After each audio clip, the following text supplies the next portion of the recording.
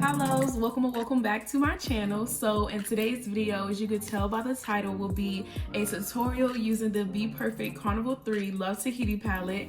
And you guys, I'm really excited because this is going to be my first spring look of 2021. So yes, this look is really like intense as far as the eyes, but I wanted to keep it kind of subtle on the lips, being that this is my first spring look.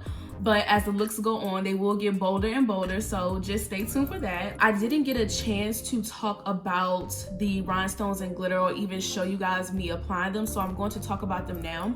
So the rhinestones that I use, hopefully you guys can like see. I have some on the outer corner, is 3 right here, and then I have 1 in the middle on top of some glitter. So yeah, it's like that on both sides. The glitters that I used were actually a mixture, which I'll leave them on the screen. Nothing's really spectacular about the glitters. Honestly, they're about bulk glitters. And also, these glitters that I got like in a set on Amazon. This is one of them right here. Like I said, I can list it down below because you can barely even see it. But yes, so the rhinestones, this is like the interesting part. They come in a box like this. I don't know if I said it, but I got them on Amazon. I don't know if I said it or not. But yeah, got them on Amazon.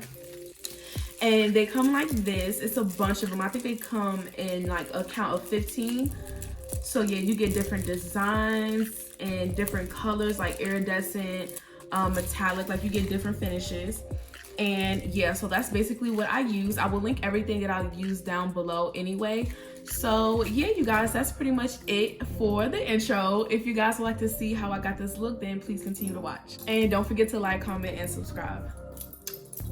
Oh, and I definitely want to put out another disclaimer. You guys, I did get a new like filming setup, so I'm still trying to play with everything as far as the angles, the lighting, and stuff like that. So the angle is different in the tutorial. So I would just advise you guys to watch it in the full screen mode instead of looking at it vertically, because I do kind of get out of frame if you look at the video vertically. But yeah, you guys, I'm sorry about that. I'm still trying to like get used to this whole new setup and stuff, and you know, trying to see what works for me. And with the lighting as well, the same thing, like it's probably going to change. This probably looks different from how the tutorial looks.